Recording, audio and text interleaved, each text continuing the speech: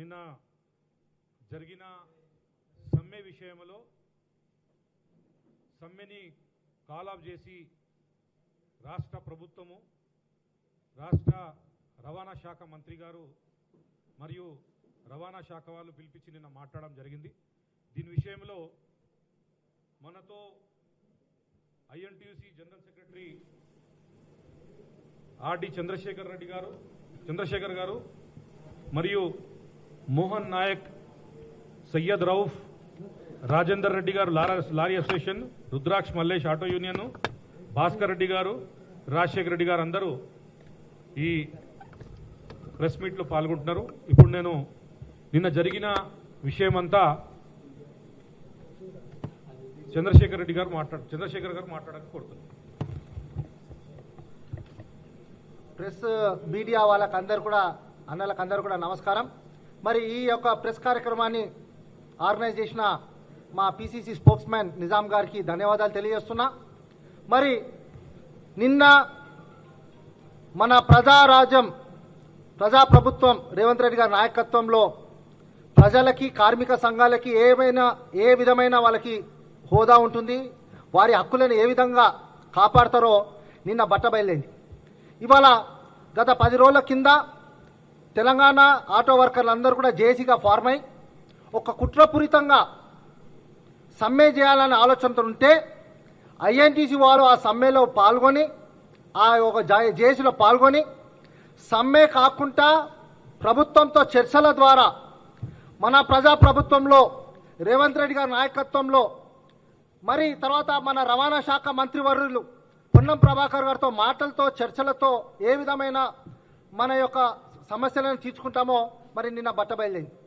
నిన్న రోజు రెవెన్యూ మన రోడ్ ట్రాన్స్పోర్ట్ కార్పొరేషన్ కమిషనర్ గారు శ్రీ ఇలంబర్తి గారి నాయకత్వంలో జరిగిన జేఏసీ మీటింగ్లో అన్ని సంఘాలు కూర్చున్నాయి.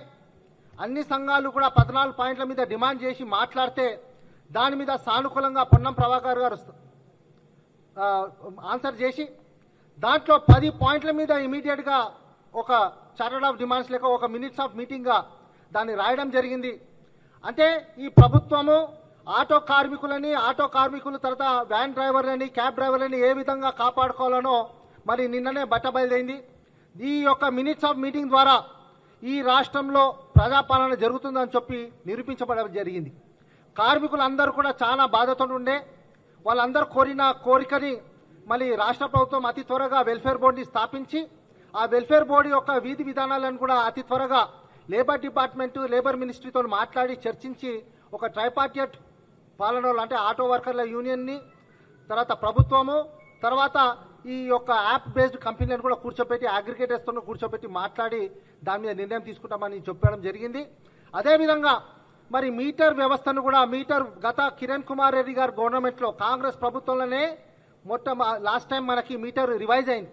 దాని తర్వాత టీఆర్ఎస్ ప్రభుత్వం ₹1 కాదుగా 10 పైసలు కూడా పెంచలేదు.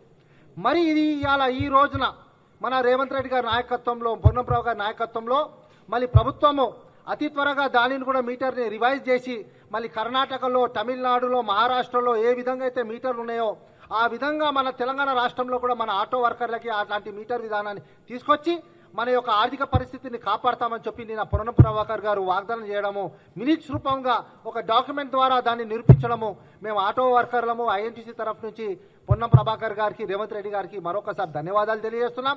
అదేవిధంగా మరి ఆ పాయింట్లలో ఎన్నో ఇష్యూస్ ఉండే, మళ్ళీ జియో నెంబర్ 263ని విత్డ్రా చేస్తామని చెప్పారు. మళ్ళీ మొట్టమొదటిసారిగా ఏంటంటే ఆర్టీసీ వాళ్ళు ఈవీ వెహికల్స్ని, ఆటో వెహికల్స్ని పెట్టి దానికి అనుసంధానం చేస్తా అంటే దానిని ఇమీడియట్గా అలాంటి చర్చలు చేయము, అలాంటి ఆలోచన చేయము అని చెప్పినందుకు పొన్నం ప్రభాకర్కి మరొకసారి ధన్యవాదాలు తెలియజేస్తున్నాం. అదేవిధంగా మన ప్రభుత్వం మేనిఫెస్టోలో పెట్టిన ప్రతి ఇష్యూస్ను కూడా దాన్ని చేస్తామని చెప్పారు. అతి త్వరగా ₹12,000 సంవత్సరానికి ఆటో వర్కర్లు ఏదైతే మనం వాగ్దానం చేశామో ప్రభుత్వం మన శ్రీధర్ బాబు గారి మేనిఫెస్టో కమిటీ చైర్మన్గా వాగ్దానం చేశారో దాన్ని కూడా అతి త్వరగా మనకి ఫుల్ఫిల్ చేస్తామని చెప్పి ఈ మినిట్స్లో రాయడం జరిగింది. ఈ 40 సంవత్సరాల ఆటో వర్కర్ల కార్మిక సంఘాలలో మొట్టమొదటిసారి మన ప్రభుత్వం కాంగ్రెస్ ప్రభుత్వమే రాహుల్ గాంధీ గారి నాయకత్వంలో మరి మహేష్ గౌబార్ గౌడ్ గారి నాయకత్వంలో నడుస్తున్న ఈ ప్రభుత్వము డెఫినెట్గా ప్రజలకి, కార్మికులకి, కర్షకులకి అందరినీ కలిపి అందరికీ ఒక మంచి సహకారాన్ని మంచి వాతావరణాన్ని క్రియేట్ చేసి ఇవాళ ఈ రాష్ట్రంలో మన ఆలోచనలు చేస్తున్నారు. కాబట్టి మేము మరొకసారి తెలంగాణ రాష్ట్ర ఐఎన్టీసీ తరఫు నుంచి సంజీవ్ రెడ్డి గారి నాయకత్వంలో, మహేష్ కుమార్ గారి నాయకత్వంలో ఇక్కడ నడుస్తున్న మన కాంగ్రెస్ ప్రభుత్వానికి మరొకసారి ధన్యవాదాలు తెలియజేస్తున్నాం.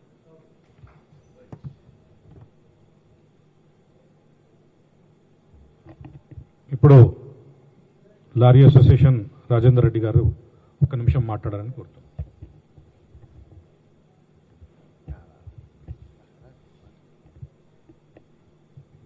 ముందుగా మీడియా మిత్రులందరికీ నమస్కారం. ముఖ్యంగా ఇందాక మా చంద్రశేఖర్ అన్న చెప్పినట్టు గౌరవ రవాణా శాఖ మంత్రి గారు ఒక ఉద్యమ నాయకుడై రాష్ట్ర సాధనలో ఎలాగైతే కీలకంగా పనిచేశాడో అదేవిధంగా గౌరవ ముఖ్యమంత్రి గారి సూచనల మేరకు రవాణా శాఖ అధికారులందరూ నిన్న ఆదివారం అయినప్పటికీ ఒక మీటింగ్ పెట్టి అందరి కార్మికుల సమస్యలను తెలుసుకోవడానికి ప్రయత్నం చేసి ఏవైతే నష్టాలు జరుగుతున్నాయో ఆర్థికపరమైన అంశాలు అయినప్పటికీ వాటిని సమీక్ష చేసి ఇంతకుముందు ఏదైతే హామీ ఇచ్చిరో వాటన్నిటిని త్వరలో నెరవేర్చుదామని చెప్పడమే కాకుండా నేను తెలంగాణ లారీ ఓనర్స్ డ్రైవర్స్ అందరి కుటుంబాల తరఫున గౌరవ ముఖ్యమంత్రి గారికి అలాగే రవాణా శాఖ మంత్రివర్యులకు ధన్యవాదాలు తెలియజేస్తా ఉన్నాను. ఎందుకంటే మేము కూడా కొంచెం ఈ మధ్య కాలంలోనే మేము కరీంనగర్లో ఒక్కసారి అప్పీల్ చేసినందుకు పాత 15 సంవత్సరాలు దాటిన కమర్షియల్ వెహికల్స్కి అన్నింటికి 1000 రూపాయలు ఉన్నదాన్ని కేంద్ర ప్రభుత్వం 30,000 రూపాయలుగా ఫిట్నెస్ రెన్యువల్ ఫీజు చేసినప్పటికీ గౌరవ రవాణా శాఖ మంత్రి అధికారులతో చర్చించి ఆ 1000 రూపాయలు ఉన్నది మళ్ళీ 1000 రూపాయలకు తీసుకురావడం జరిగింది. మీ అందరికీ మీడియా ద్వారా గౌరవ రవాణా శాఖ మంత్రి గారికి మళ్ళొక్కసారి మా కుటుంబాలందరి తరఫున ధన్యవాదాలు తెలియజేసుకుంటున్నాను. అతి త్వరలో ఏదైతే వెల్ఫేర్ బోర్డు ఏర్పాటు చేయబోతున్నారో అందులో సరుకు రవాణా ట్రాన్స్పోర్ట్ రోడ్డు ట్రాన్స్పోర్ట్ ద్వారా బ్రతుకుతున్న గూడ్స్ వెహికల్స్ సరుకు రవాణాలో 6.5 లక్షల మంది కుటుంబాలు డైరెక్ట్లీ దాని మీద 6.5 లక్షల సంఖ్య ఉంది ఆ వాహనాలది. వాళ్ళను కూడా వెల్ఫేర్ బోర్డులో ఏర్పాటు చేరుస్తారని ఆశిస్తూ వారందరికీ ధన్యవాదాలు తెలియజేస్తా ఉన్నాను. Thank you. ఇప్పుడు All India Professional Congress Rauf garu మాట్లాడారు. मीडिया मित्रुलकी अंदरिकी नमस्कारम. हिंदी मेरे मीडिया के सभी भाइयों को नमस्कार. आज जो प्रेस मीट लगाई गई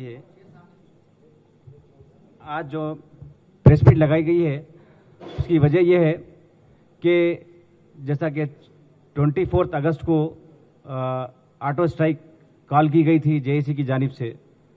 ठीक है, जिसके हक के लिए वो लड़ना चाह रहे हैं, बराबर जमहूरियत में हक है लड़ने का, लेकिन इसको एक सियासी मोड़ दिया गया अपोजिशन पार्टी की जानिब से.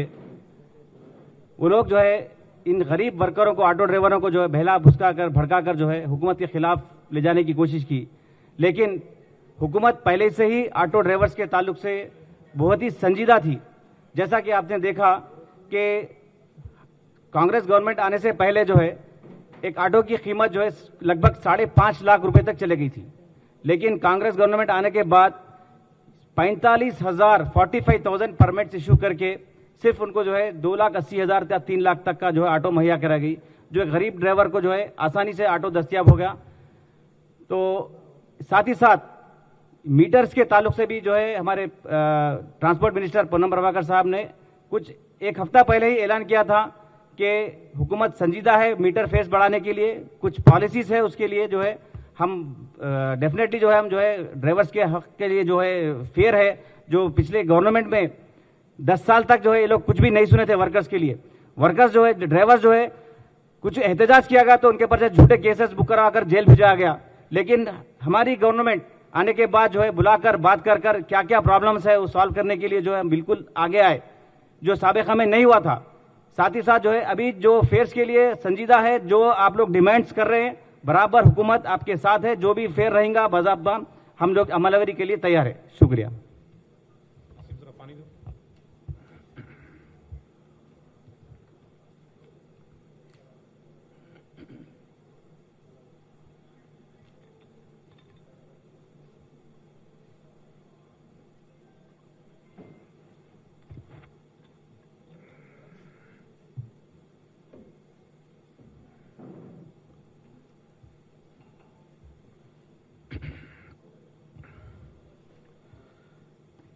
మీడియా మిత్రులందరికీ నమస్కారం.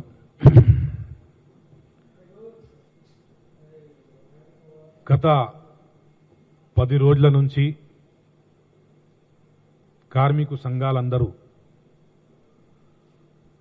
రాష్ట్రంలో ఆటో ఫేర్ పెంచాలి, వెల్ఫేర్ బోర్డు రావాలి అని సమ్మెకి 24 ఆగస్టుకి సమ్మె పెడతామని డిక్లేర్ చేయడం జరిగింది. నేను ఒకటే అంటున్నా, ఈ రాష్ట్రంలో ప్రజాప్రభుత్వం ఉంది. ప్రజాభవన్లో మీకున్న సమస్యలన్నీ ఈ రాష్ట్ర ప్రభుత్వము ముఖ్యమంత్రికి అన్ని విధాలుగా వాళ్ళకి మీకున్న సమస్యలు ముఖ్యమంత్రి గారి దగ్గర పోతున్నాయి. నిన్న రవాణా శాఖ మంత్రి పొన్నం ప్రభాకర్ గారు చాలా సానుకూలంగా చెప్పడం జరిగింది. మీరు సమ్మెకి పోవద్దు, రాష్ట్ర ప్రభుత్వము మీకున్న డిమాండ్స్ అన్ని క్లియర్ చేయడానికి రెడీ ఉందని చాలా క్లియర్గా చెప్పడం జరిగింది. నేను ఆయన వాయిస్లోనే మీకు వినిపిస్తాను.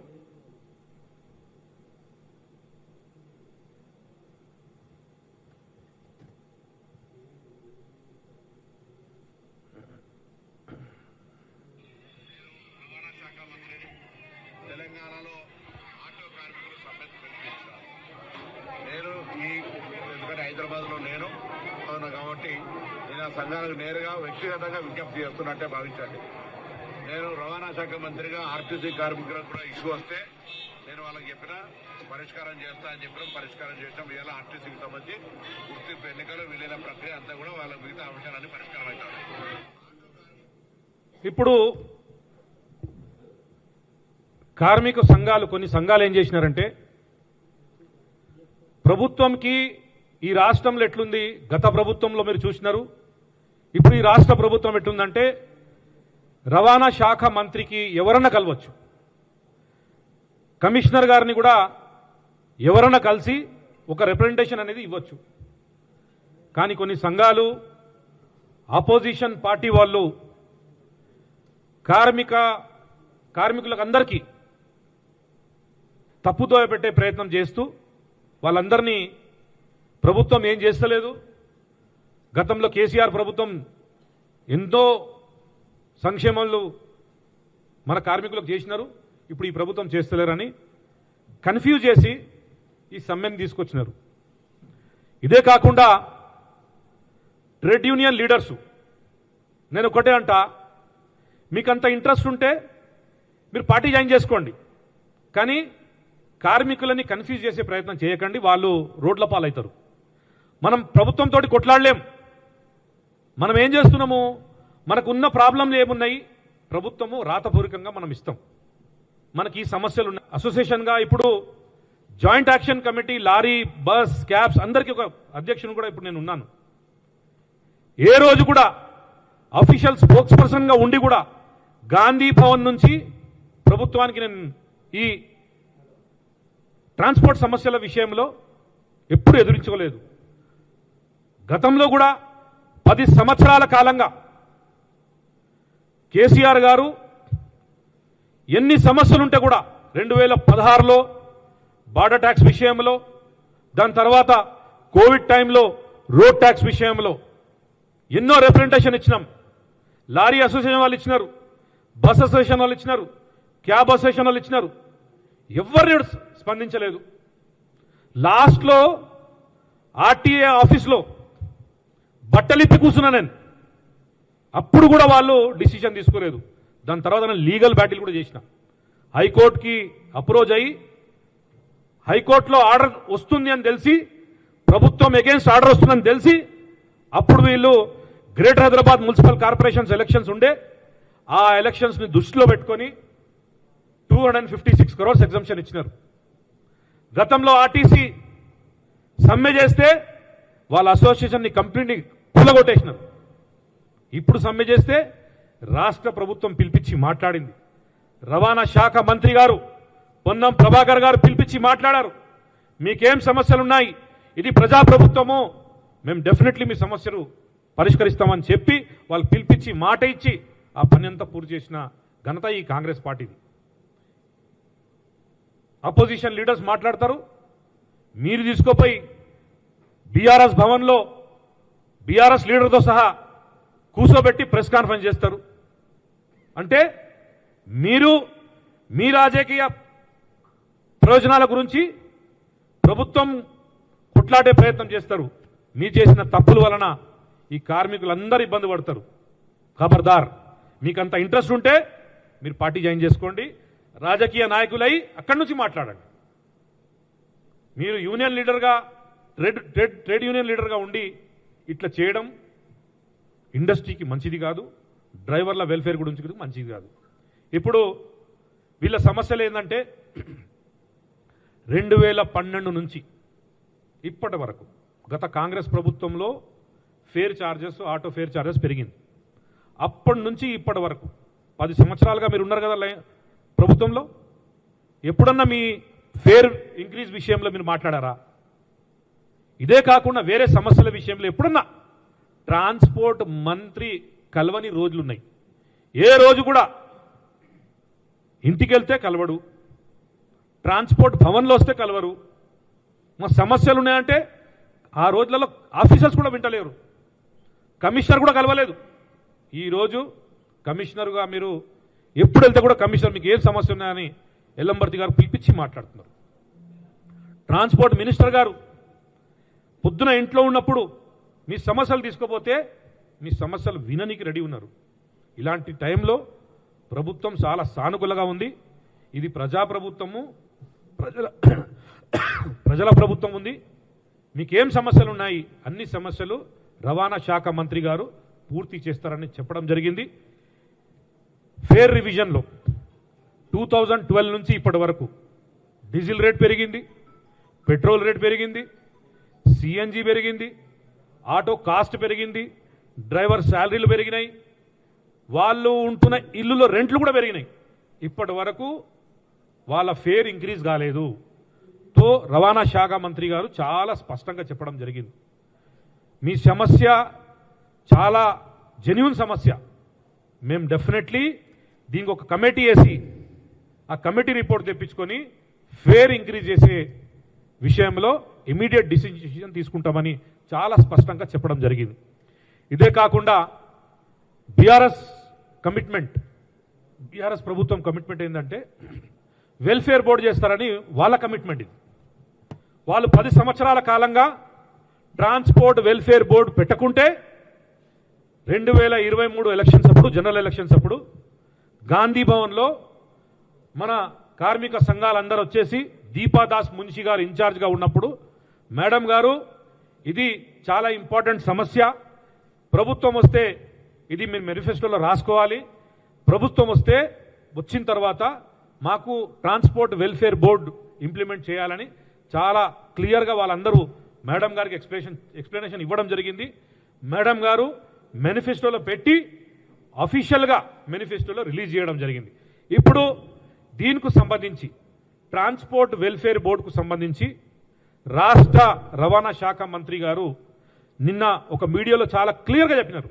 మేము దీని విషయంలో క్యాబినెట్లో అప్రూవల్ తీసుకున్నాం, క్యాబినెట్లో డిస్కషన్ జరిగింది, అతి తొందరగా అడ్మినిస్ట్రేటివ్ వర్క్స్ అన్ని పూర్తి చేసి ట్రాన్స్పోర్ట్ వెల్ఫేర్ బోర్డు కూడా ఇవ్వడం జరుగుతుందని చాలా స్పష్టంగా చెప్పడం జరిగింది. ఇదే కాకుండా హైదరాబాద్ నగరంలో ట్రాఫిక్ పెరిగింది, చాలా పెద్ద ఎత్తున ఐటీ కంపెనీలు వచ్చినాయి, పెద్ద పెద్ద ఇన్వెస్ట్మెంట్స్ వస్తున్నారు. ఇక్కడ ఈ రాష్ట్రంలోనే కాదు దేశమంతా ఇటువైపే చూస్తున్నారు, అందరు ఇక్కడ వస్తున్నారు. పాపులేషన్ పెరిగింది, పొల్యూషన్ కూడా పెరుగుతుంది. ఈ వాతావరణం విషయంలో ఈ పొల్యూషన్ని కంట్రోల్ చేయడానికి డీజిల్ ఆటోసు, పెట్రోల్ ఆటోసు మరియు సిఎన్జి ఆటోసు అందరినీ రెట్రోఫిట్మెంట్గా కన్వర్ట్ చేసి ఈవీ వెహికల్స్ చేసుకోనికి ఆటో ఓనర్లు వాళ్ళు అఫోర్డ్ చేయలేని పరిస్థితి. రాష్ట్ర ప్రభుత్వం స్వయంగా ముందుకొచ్చి 1,50,000 రూపాయలు మేము మీ ఆటోకి రెట్రోఫిట్మెంట్ గురించి, కన్వర్షన్ గురించి ఇస్తామని చాలా క్లియర్గా నిన్న వీడియోలో కూడా రాష్ట్ర రవాణా శాఖ మంత్రి పున్నం ప్రభాకర్ గారు చెప్పడం జరిగింది. ఇదే కాకుండా